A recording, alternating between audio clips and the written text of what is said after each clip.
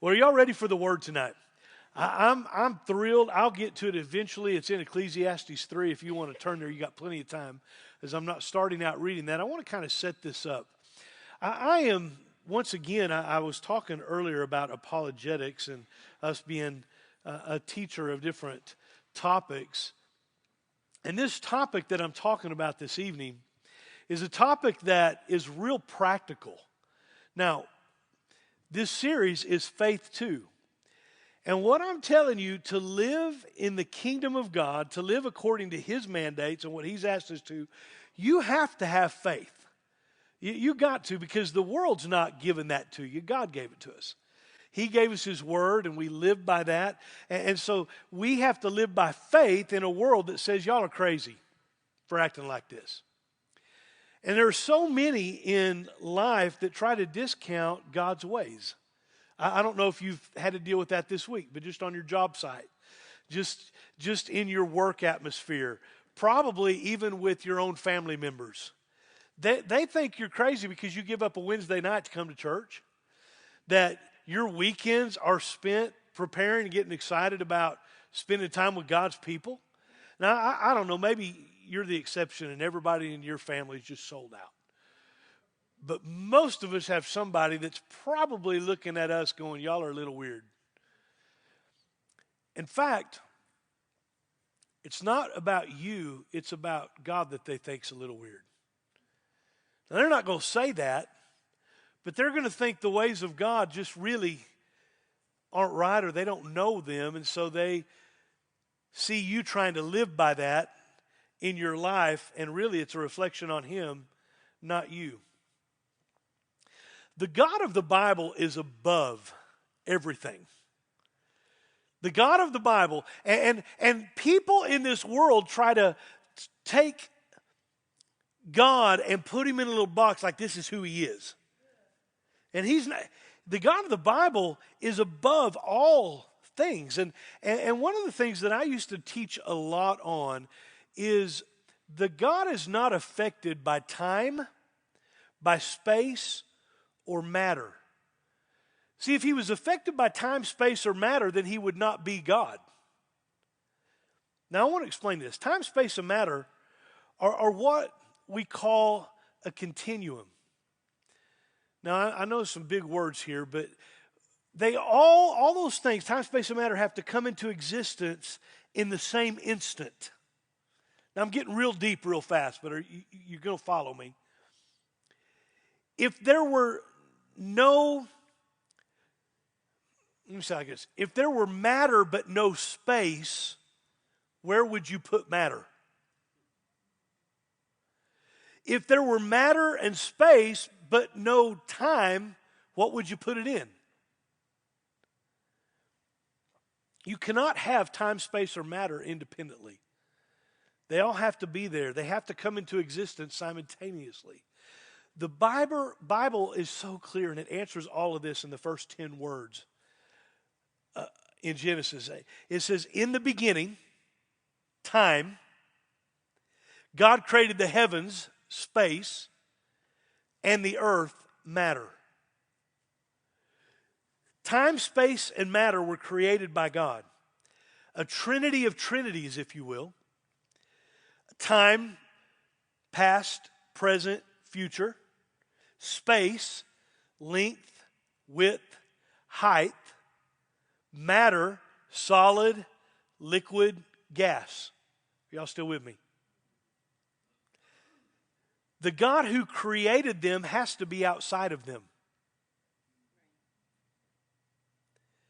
And we just don't get that, and we don't even as Christians sometimes think about this. But God created all this, the Trinity of Trinities, and He created them so He's outside of them and He's not limited by them. Say that again. He's not limited by them, by time, space, or matter. And so when we start talking about space, the vastness of space, I mean, there's space in this room, but even outer space. God is outside of that. And so I just saw on the news this week, they found a little green light that they have now saw on a telescope on the face of Mars. I don't know what they're trying to pull. Maybe it's, but big deal. The sun has light. I'm not sitting here going, wow. Y'all are trying to figure out and act like you're really smart. God's outside of all of that, even a little green light on Mars. God's bigger than any of that, and we get caught up like we're getting ready to really know something. We don't know anything comparatively. God knows it all. See, the guy who created the computer is not in the computer. I lost you. See, he's not running around changing the numbers on the screen. He created all this so you could use it, so you could take care of it, but he's not inside of it. He created it for an intended purpose. God who created this universe is outside the universe. He's above it. He's through it. He's all in it when he wants to be, but he's not affected by it. Now, let me get a little further with this. So, if you believe everything I just said, based on the Word of God, because we used the first of Genesis to talk about time, space, and matter, we have a God who created all this. And God created time, and what we're always doing is trying to figure out how we fit in this. And so I want to talk about tonight the faith to prioritize your time. Prioritize time. How do we deal with time? And what is this about time? He left us here to take care of his creation. Now, we spent a whole year talking about this several years ago, but Genesis 2:15, the Lord God placed the man in the Garden of Eden to do what? To tend it and to watch over it. That's why you're here. If you've ever, what am I doing here? You're to tend and watch over things. Tend and watch over what God created. You're to tend and watch over what God created. You're to tend and watch over what God created. So you got to get that. You're to tend and watch over what God created. Well, God created, and we're always talking about God created the earth, so we're always talking about how we take care of the earth, and we're also talking about how we take care of us. But you know what we don't talk a lot about? The creation of time. How you take care of time. What God created it, we're supposed to take care of it. And so I want to talk about tonight how you prioritize and take care of time. And it takes faith to take care of time. You're taking care of his creation, and you're going to have to do it the way he designed it, not the way the world tells you it's supposed to go. They're trying to freak you out all the time and get you concerned about what's going on with time. And next week we might be facing this, and next month we might. What God's concerned with is what you're doing right now in the time that he has allotted you to be in. So, it takes faith to take care of. And faith is doing what he asked us to do. Not doing what you want. Not doing just what you desire, if you will, but what God said, this is what you got to do. And another word for taking care of, so you can say, well, where's prioritize come in? That's the equal to. Prioritize is to take care of. It's to put in the correct order. It's to do it the way he wants it done in the time that he's given us. Now, we have to understand that we're in time and God's outside of it and God's eternal, and we have a desire as God's kids to understand him. I mean, really, we want to understand God. That's a desire of every person that surrenders their life to him, is trying to understand what he's asked, what he's doing, what we're to do, how we're to look like him. And we want so bad to be that. The problem is that we are finite beings. We are limited. And God is infinite and he is unlimited. So I just want to kind of go with this statement tonight that fits the narrative of what I'm talking about. We live our whole life knowing that there should be a limit to our knowing. Now that's confusing. We live our whole life wanting to know, but you need to know part of that knowing is you're not going to know everything God. There's going to be a green light show up on Mars, and we're not really going to know what that means. Now, we got people who are going to tell you what it is, but I'm telling you, God's not confused and wondering, I wonder what that green light was they found on my planet. See, God's not doing that. It's just, he is so above and beyond all of this, and we're all the time trying to figure out God, and what I'm telling you is you're not going to figure out everything, but that doesn't mean you don't pursue. That doesn't mean you don't work towards. See, man did not create time, and man doesn't control time. And we spend our life trying to control time. We spend our life trying to stop time. I don't want to age anymore. Well, guess what? That ain't working so well. You're going to. My mama don't look like the same person she did when I was a kid. That's not saying she's not beautiful, but she looks different. My kids would say I look different than when you understand that time is ticking and ticking. Remind you of a song? That's the old song. Some of you my age and older got that. But anyway, there is peace when you have faith in God to know there's enough time. But we live thinking there's just not enough time. There's just not enough time in my day. I just don't have enough time. Come on, who's been guilty of saying that?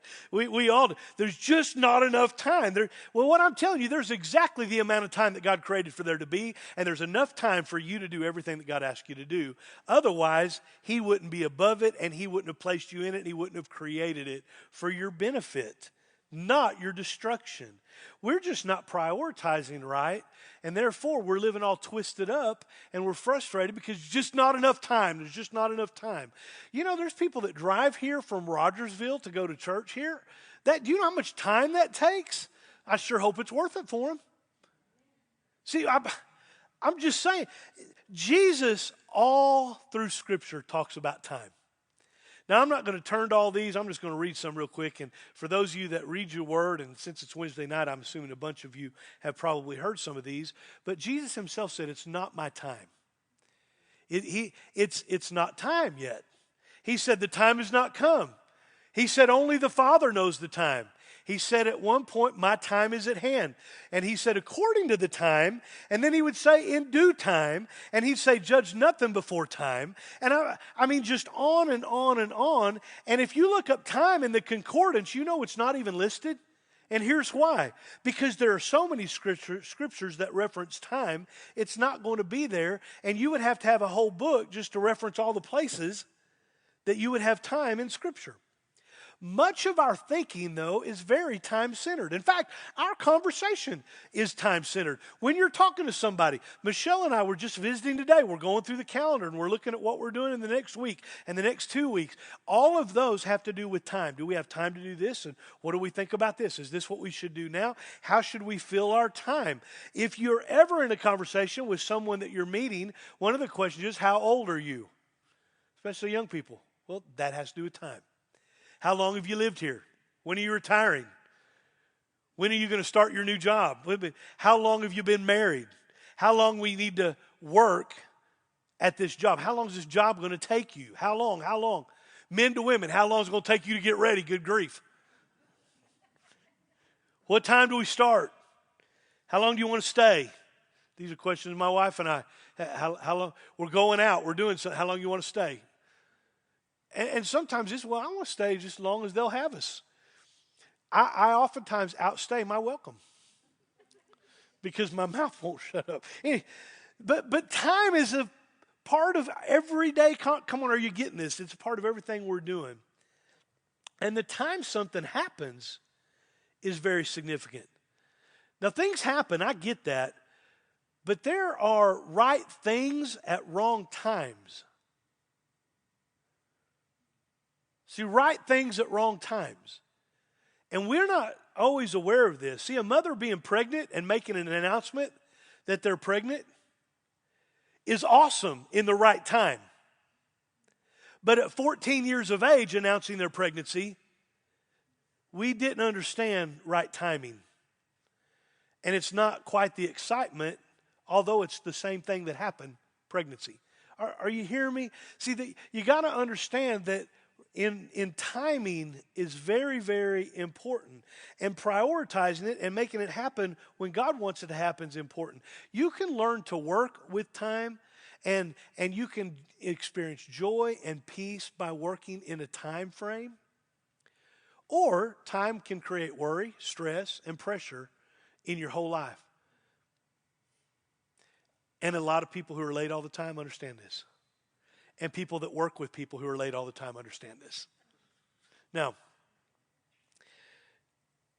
a meeting starts at 7, and we're starting at 7.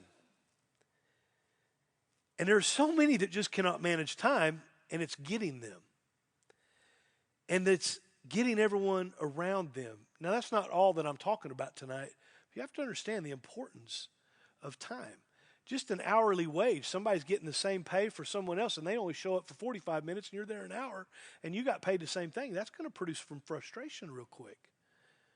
We need to acknowledge that there's only 24 hours in a day, and you're going to have to figure out how to work in that 24 hours to accomplish what God asked you to do. And I'm just sick and tired of God's people living stressed and frustrated because they don't have enough time when they have the exact amount of time God created. You have the exact amount of time that God created for you to be successful and to do what He's asked. People habitually late. Come on, everybody knows someone, and you don't need to punch somebody next to you. Everybody knows someone habitually late, and they live stressed out and frustrated. And if they're not stressed out and frustrated, then they're a little bit all about them, and everybody around them lives frustrated and stressed out because of them being late. Everybody gets this, and I'm not trying to step on any toes tonight, but if it's you, listen up. This is good stuff.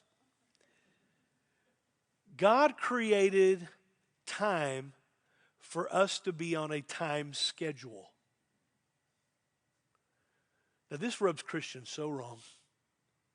But God created time for us to live based on a schedule. And you say, well, I don't know if I agree with that. Look at Jesus. Look at His life. Jesus understood His earth walk. When He came here, He entered time. And Jesus lived in time restraints. He did. We need to see Him as our example, and He knew when He needed to do whatever it was He needed to do, and He knew when He needed to not do what He was supposed to do, and He knew the time it was supposed to be done in. I mean, you just can't read the Word and not see this. Jesus would say to His disciples, hey guys, it's not time yet. It's not time yet. Or He would say, hey, it's my time. And if you read Jesus saying that and you saying, well, God's not limited by time, so we shouldn't be, you've messed this whole thing up. He created you to live in time. And in a 24-hour-a-day period. Peace and joy come from you doing the right thing in the right time.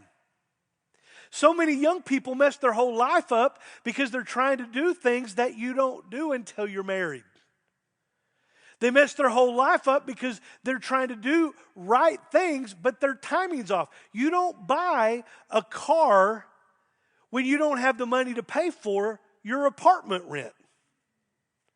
See, there's just time. Well, I need both. No, just move. There's subway systems at different cities. Maybe you don't need to live here. Maybe you need to get another job. I don't know, but your timing's off and you're trying to get too many bills with not the timing. Just everything in life can be pointed back to this. And if we would prioritize it, we'd be in a lot better place. I've watched moms that just had a baby, married, their husband's doing a great job, making a living to the best of his ability, and then they decide they're going to go back to college and they have a child at home. Then he's taking care. Right now, college is probably not the right time, or the child's not going to have a mom. Now, there's a lot of different ways you can well, you don't understand. You're right, I don't. I watch people prioritize things that sends their life into a whirlwind, and I'm like, you didn't think that through real well. Your timing's way off. Otherwise, you'd be living in peace and joy. But you're not. So if you're living in peace and joy and you're able to make that all happen in your time, and your marriage is good and your kids are good and you're able to go to school, praise God for it. But timing is very important. Do you know the most important ingredients to a rain dance is time? You dance at the right time, it's going to rain. Time limits everything you're going to do, and we've got to learn when it is our time. God said in Ecclesiastes 3, if you want to follow along in your Bible or you want to look on the screen, it says, for everything there's a season. Now, I know you've heard this because it was a big line in Footloose several years ago. If you've ever seen that movie, that was their big deal. There's a time to dance, so you're going to read that in here, and they were trying to okay dancing. The thing that I wanted the pastor to say or the dad to say back is, yep, but that time's not right now. You're to be obedient, right? Anyway, for everything there's a season, a time for every activity under heaven. A time to be born, a time to die, a time to plant, a time to harvest, a time to kill, and a time to heal. A time to tear down, and a time to build up. A time to cry, and a time to laugh. A time to grieve, and a time to dance. A time to scatter stones, and a time to gather stones.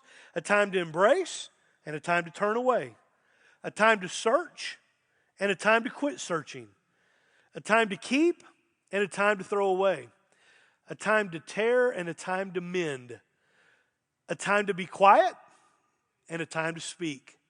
A time to love, and a time to hate. A time for war, and a time for peace. Verse 9 says, what do people really get for all their hard work?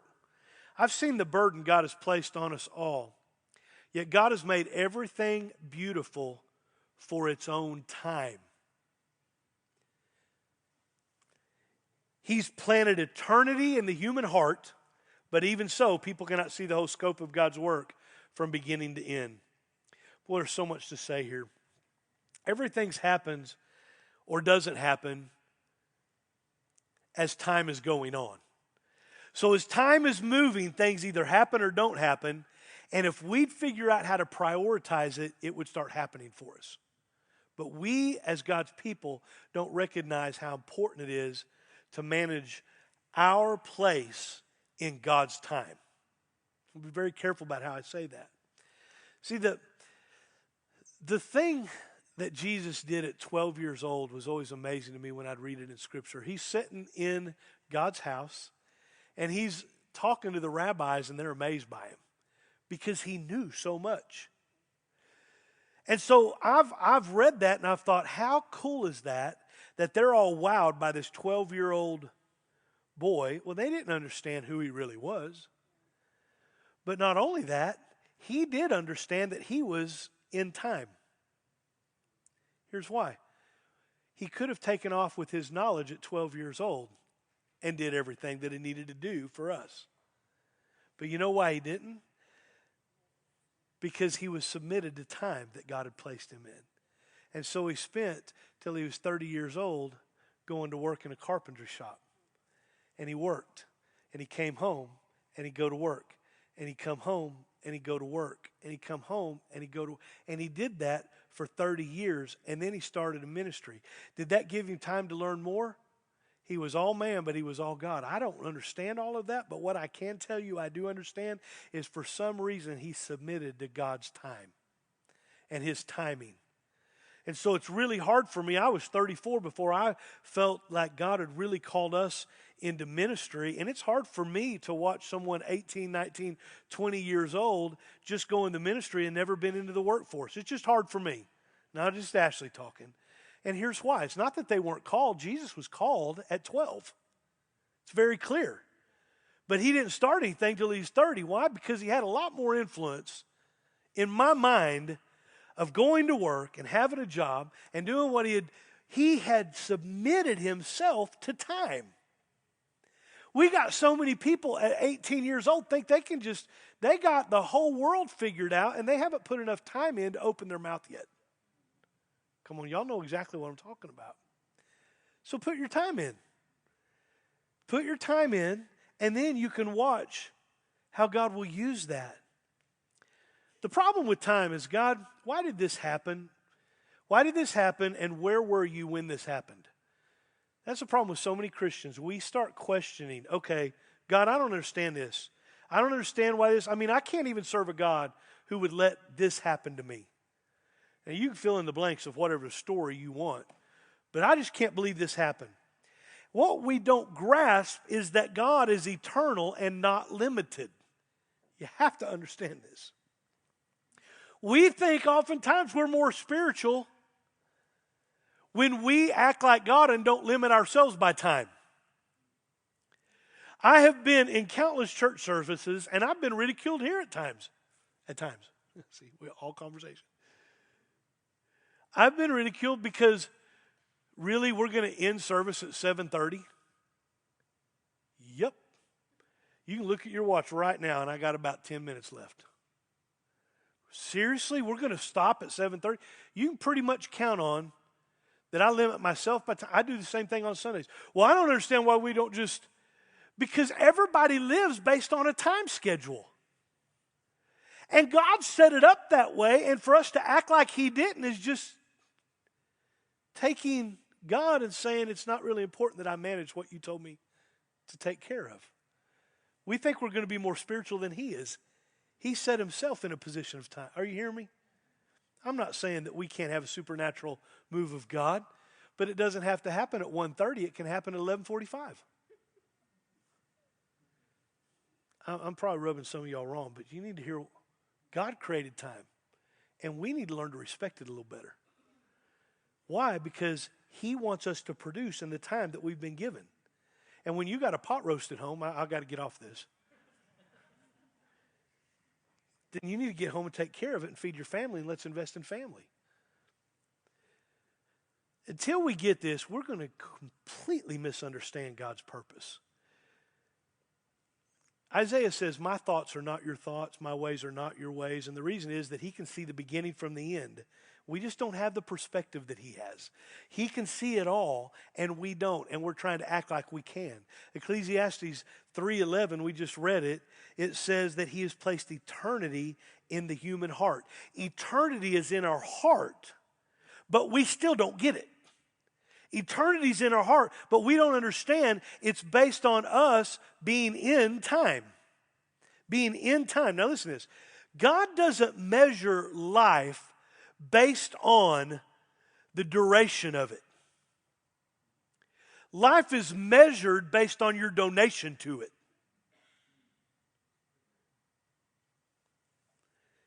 At a funeral, you've heard it said, boy, he lived a long, good life. God doesn't measure good based on long. He measures it by well done.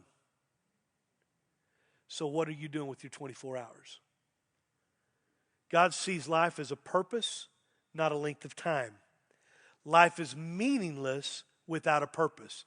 Now, I'm not saying that God doesn't reference how long people live and that we're not believing for life. That's not what I said. So don't hear something different. What I'm telling you is make sure and take what God has given you today and be effective with it. Be on time. Do the right thing with your time.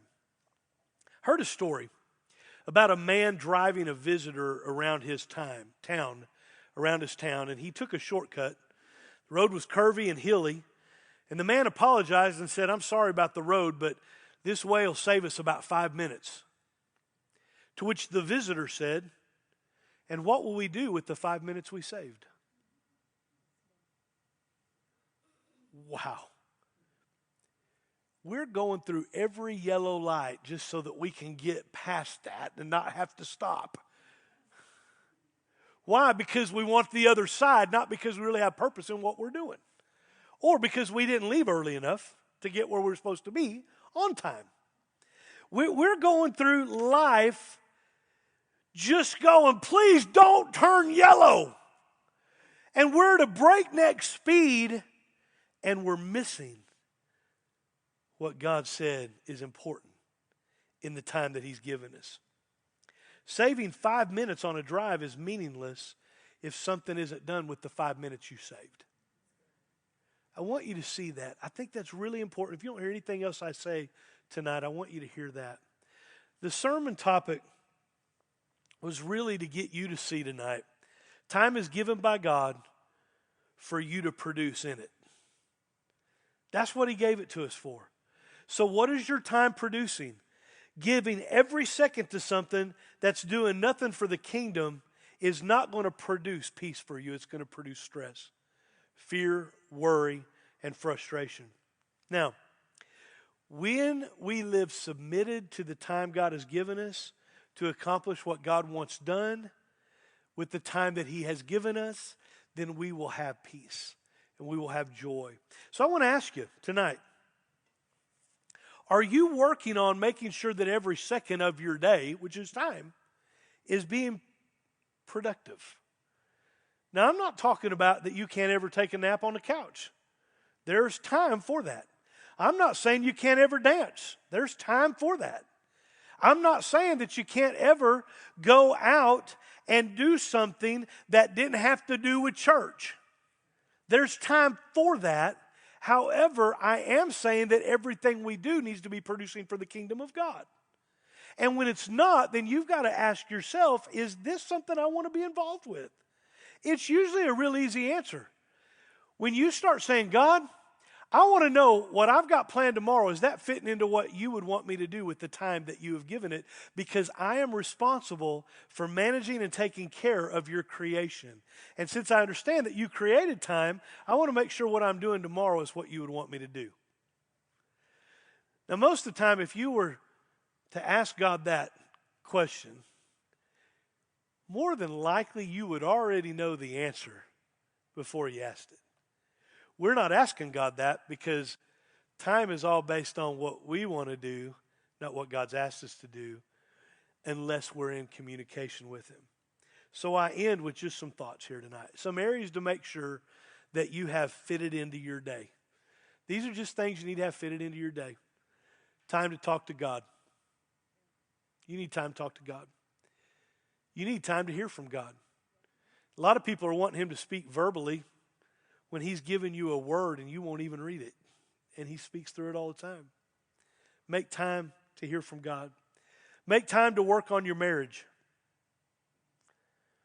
Make time to be a great parent or a great grandparent. Make time. Make time to invest in people. 2 greatest commandments, love God and love people. It's hard to love people when you don't make any time for them. Make time for people. Make time to invest in taking care of your own person, all 3 parts, body, soul, and spirit. Make time to plant. Make time to sow. Plant and sow. Make time to tend it. And then make time to harvest.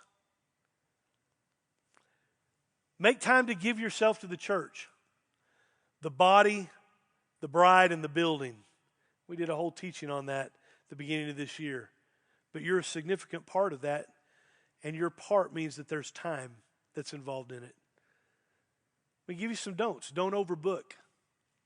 Don't overcommit, because it'll produce stress in your life. Well, how do I know what to commit to? Ask God if you're not sure. Talk to Him about it. Read His Word. Ask yourself this question. If I give myself to this, is the time I'm giving myself going to be a big enough reward for the investment I'm getting ready to make? Is this time worth it? Is it worth it for me? Don't do something right in the wrong season. Well, that was the right thing to do. Yeah, but it was the wrong season for you. Don't overcommit. Don't overbook. Don't do something right in the wrong season. And always ask, is this time I'm submitting myself to what God would have me do right now? Michelle and I make plans all the time. And as we're making them, it's always very important that we consider how it's going to affect, first and foremost, our marriage, how it's going to affect our kids, how it's going to affect all the things that God has said is important in His Word. Therefore, we prioritize. Make sure your priorities are where they need to be, and you'll live a blessed and you live a peaceful life, regardless of what happens, because it's all in God's timing that He created and He's given you to take care of, to prioritize.